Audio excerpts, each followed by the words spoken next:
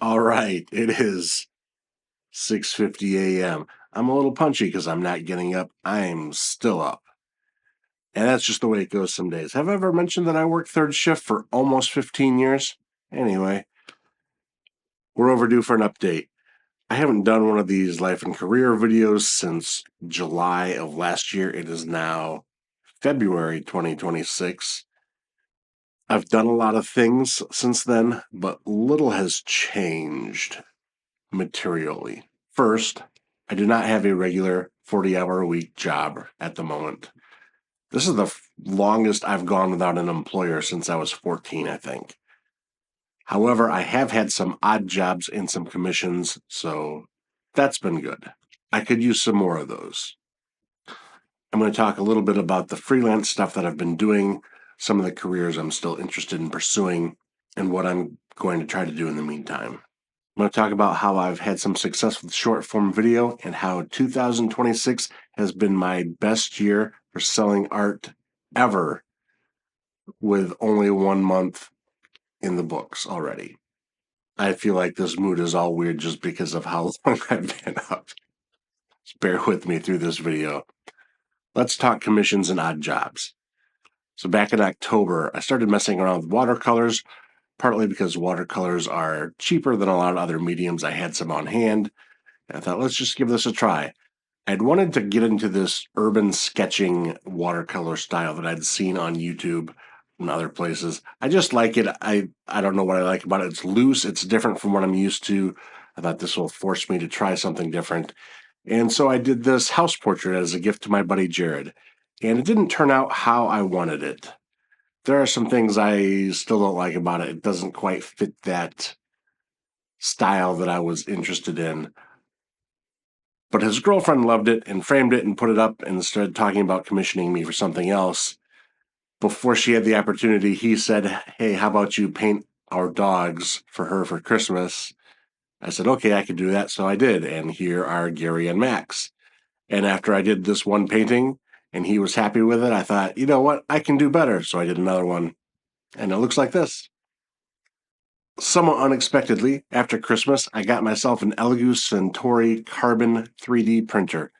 I don't know why I never got into 3D printing before, but I think what it has to do with is that I was never interested in producing plasticky things as a finished product. I'm more into wood and fine art materials. Even things like concrete are more interesting to me than plastic. I don't know why. So I bought the printer as a means of making jigs and templates. But of course, in short order, I made myself a Boba Fett helmet. Don't judge me. The helmet did not turn out how I wanted it to turn out. That's fine. It was just kind of a test, and I thought maybe I'll put this on Marketplace and see if I can get a couple bucks for it just to recoup my expenses with filament. I marketed it as a generic spaceman helmet, not at all affiliated with IP owned by a giant mouse. I didn't end up selling the helmet, but I got someone else reaching out to me asking if I took commissions. And I'm like, why not? I got nothing else going on. May as well do some 3D print commissions. What have I got to lose? At the absolute worst, I fail. I return their deposit. I'm out some money for filament. But on the upside, I learn a little bit and I make a little bit of money. And that's kind of where I'm at now. The project is almost done. I'm meeting with the client later this week.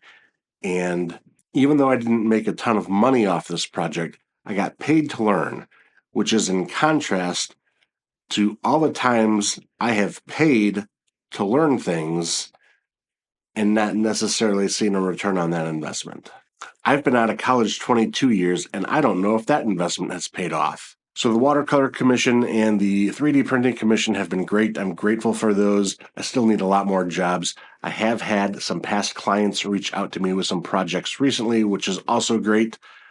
I do need to see more of that coming in if I'm going to freelance full time. So let's talk about my goals going forward. First and foremost, it's not to stay up every day until it's 7 a.m. the next morning. I need to stop doing that. If I could continue to do freelance and contract work, that would be great as long as enough of it comes in. If enough of it comes in, that's awesome. If money weren't an issue, I would make guitars and I would make big paintings and I would record music and I would draw robots and such. But money is an issue, so I don't get to do those things for money very often. However, I've had a couple people express mild interest in custom guitars, so I might lean into that a little more. If I sold a custom guitar this year, that would be a huge bucket list item for me. I have been buying some woodworking tools. I've been doing a little bit of that. Even though it's cold, I throw on a propane heater and chip away at it a little bit at a time. I have a very modest one-car garage to do all my woodworking. I did buy a pickup truck so that I could buy wood and that I could buy more woodworking tools. This is a little scary. I recently bought some very fancy guitar tops, spalted maple and such, from a guitar maker who is getting out of the business as I'm trying to get into it. I'm still somewhat interested in the Series 65 exam, but if I'm honest, I'm not that passionate about it. I'm more interested in something like the Association for Financial Counseling and Planning Information. I think that aligns more with my values in helping people with lower incomes with their financial issues. The problem is there's not a lot of money in helping people who have financial issues because they don't have a lot of money to pay you. So you have to make money some other way and then volunteer to help people. And that's kind of where the Series 65 comes into play. That allows you to help the people who have the money so that you can spend some of your time helping people who don't have the money. I did acquire my Tips and Bassett license from the state of Illinois. That would allow me to be a bartender and a food handler. That's something I might try out. It might be a good way to network with people locally. I'm not sure. You never know. I was oddly intrigued recently by a job opening for part-time help at a comic book store. For those of you who don't know, one of my all-time dream jobs when I was much younger was drawing the Amazing Spider-Man for a living. I'm not nearly good enough of an artist to do that, but I do still have that link to the past, that interest in the whole comic book world. I'm probably not who they imagine hiring, but it's fun to think about. I might apply and just see what happens. I am trying to avoid warehouse work again, if at all possible. It's not that I'm too good for that. There's definitely no shame in honest work. Once you're hired on in those environments, there's no limit to the overtime that they can make you work, except by the law. They can make you work 6 days a week, and they can make you work 12-hour shifts. Generally speaking, they will only make you work 10, but that's still a 60-hour work week you could end up working. And once that kind of schedule kicks in, all these other things that I'm doing grind to a halt.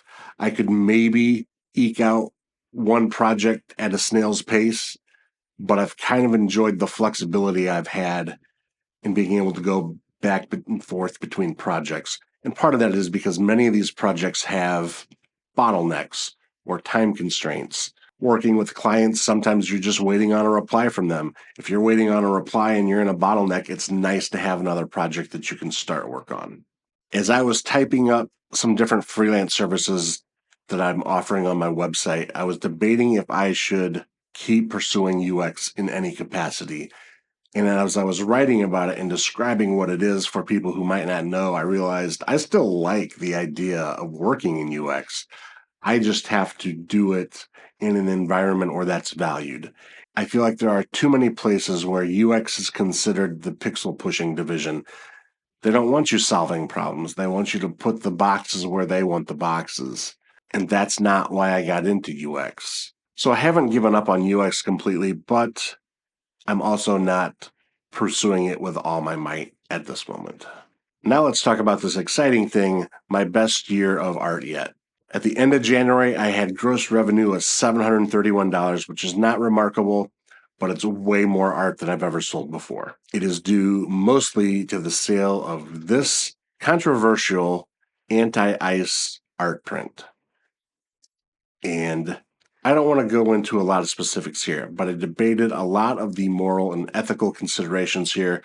I got feedback from a lot of people. And what I decided was I wanted this piece to evoke a feeling that a lot of people have. I was worried that it would encourage people to behave badly. So it does come with a disclaimer on the bottom saying that I explicitly condemn the use of violence, but that didn't alleviate all my concerns. In late December, I started experimenting with TikTok again, and in January, I had the idea for this anti-ice piece. I shared it to some friends. They were enthusiastic about it. I shared the idea on TikTok, and it quickly became the second most talked about and shared and favorited thing I've ever put on the internet. And with hundreds of people telling me they'd like this on a t-shirt or this and that, I decided to at least do an art print version of it. At present time, it has over 10,000 likes, has over 58,000 views, 1,000 bookmarks. All of these things are pathetic by Kardashian standards, but pretty good for little old three-chord me. During this whole time, I've learned a lot about the consistency of marketing and storytelling and how those two work hand in hand, and frankly, how it can be exhausting. But if you have a small business and you can afford the time and the effort, I think it's really important that you be on top of these things. Marketing, kind of like UX, is one of those things that everyone can benefit from, but nobody wants to pay for. And hopefully this is just a starting point for me. I'd love to get back to just drawing fun, whimsical guitar playing robots. One of my goals for this year is to host a booth at an art fair. That's been a goal for a long time. There's always been some obstacle in the way, but I'm just going to try to make that happen somehow. All the rest of the things. It has been super cold here in Northern Illinois. I have not yet sold my Honda Civic that my new-to-me truck was meant to replace. The truck is now acting up. It is going into the shop today, which is scary. I hope it's nothing major. Top it off, I can see daylight through the floorboard in the Civic, so I don't imagine I'm going to get a ton of money for it when I go to sell it. On a positive note, just this morning, I finished adding a services section to my website. I talk about all the different things I can do, illustrating, drawing, screen printing, UX design, web design. I'm a jack of all trades. Give it a gander if you'd like. I haven't given this website the full UX treatment yet. This is just a rough draft, but I've got to start somewhere.